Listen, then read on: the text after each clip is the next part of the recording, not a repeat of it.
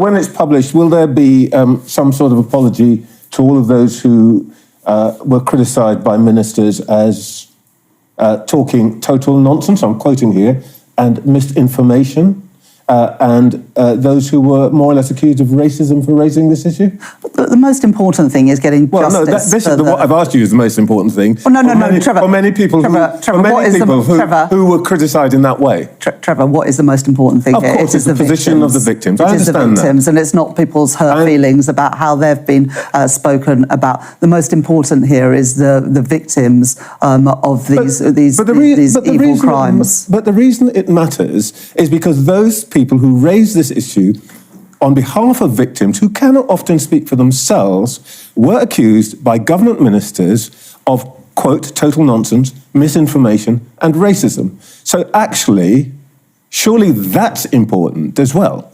I think the most important thing is the victims themselves. And we have been busy as a government this last year implementing the 200 or so recommendations of the previous inquiry. Convictions are now at a record high. The Prime Minister, Keir Starmer, is always focused, whether it's on this or other issues, on what practical things can be done to make sure that justice is always delivered. But you see, this has to be dealt with properly to make sure this doesn't happen in future. Presumably there are going to be some lessons learned here about the way ministers respond to these issues. Well, the Prime Minister, when he was Director of Prosecutions, he brought the first convictions in Rochdale. Louise Casey, when she did her review in Rotherham, uncovered what was going on there.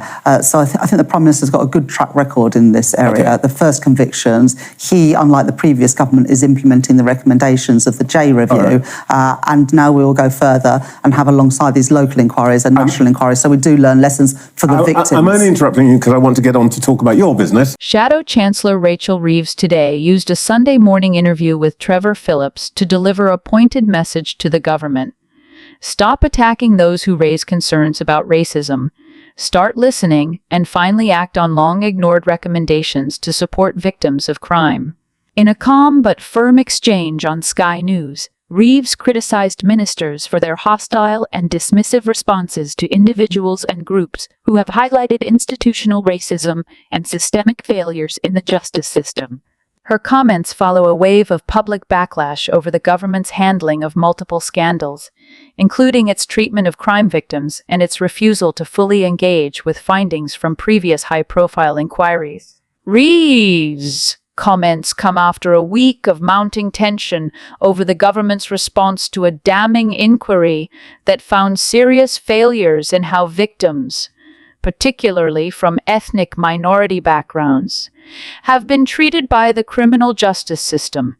While the inquiry recommended sweeping reforms, critics say ministers have focused more on discrediting those who raised the alarm than on addressing the structural problems. Trevor Phillips, who has long been at the intersection of British debates on race and policy, pressed Reeves on whether Labour would do more than just critique from the sidelines. Reeves confirmed that a Labour government would take the inquiry's recommendations seriously, pledging to implement practical reforms to improve victim support, rebuild trust in policing, and restore dignity to those failed by the system. The interview also touched on the government's broader posture toward equality and justice. Reeves called it deeply troubling that senior ministers have, in her words, weaponized culture war rhetoric to dismiss legitimate concerns about race and discrimination. Calling people divisive for pointing out discrimination isn't leadership, she said. It's cowardice.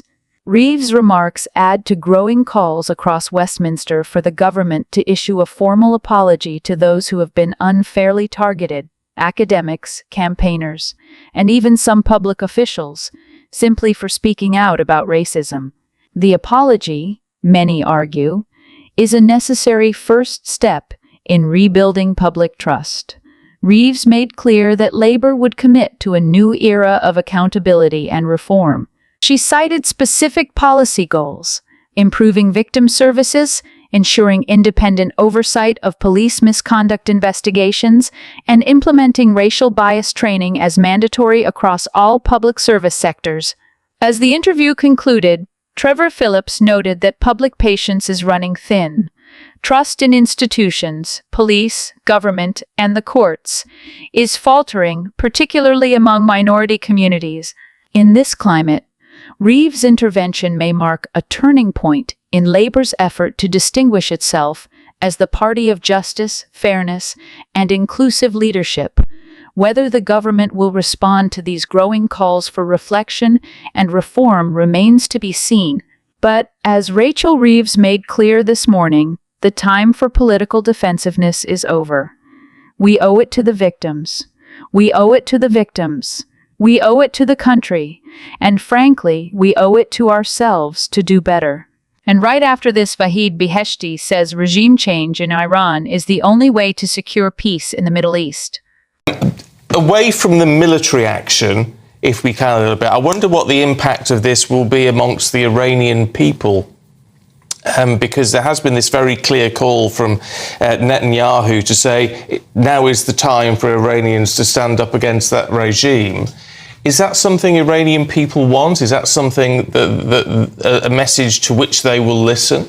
Exactly. So this is what Iranian people, they have been waiting for 46 years. So they've been asking Benjamin Netanyahu for this stroke. So I am the only figure from the Iranian opposition who gave a speech a year and a half ago in Knesset and addressed the ministers. And in that meeting, for the first time, when all the focus only was on Hamas, I stated we should not be afraid to target their nuclear sites, the IRGC sites, and the House of High Officials.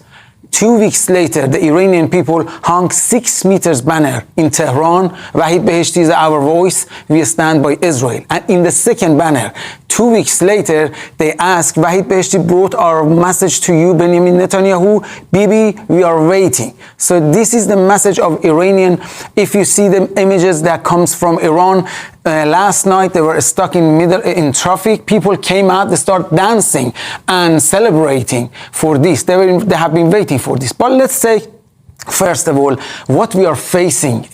We are facing full-scale military and intelligence warfare with the aim of overthrowing the regime, not just neutralizing. It's are 800 meters under the ground. You have no chance to neutralize this threat only by military action.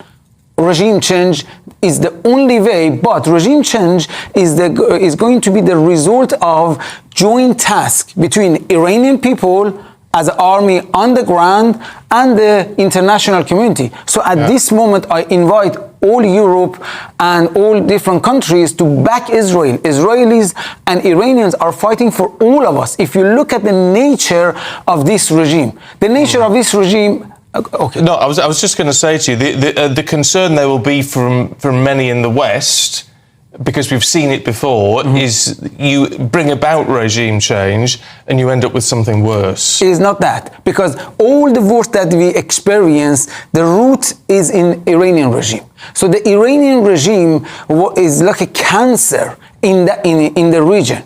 If we want peace in the region, not only in the region, in here, because now you experience the terrorist networks of Iranian regime reaching into our cities here in London, in different cities. So we're experiencing that. For years, we have over 18 years, we have been warning our leaders.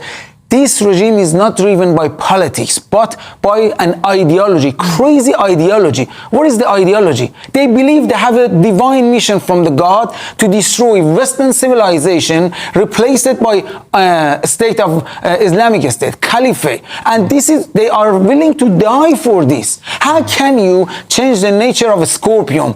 The only way is to kill a scorpion.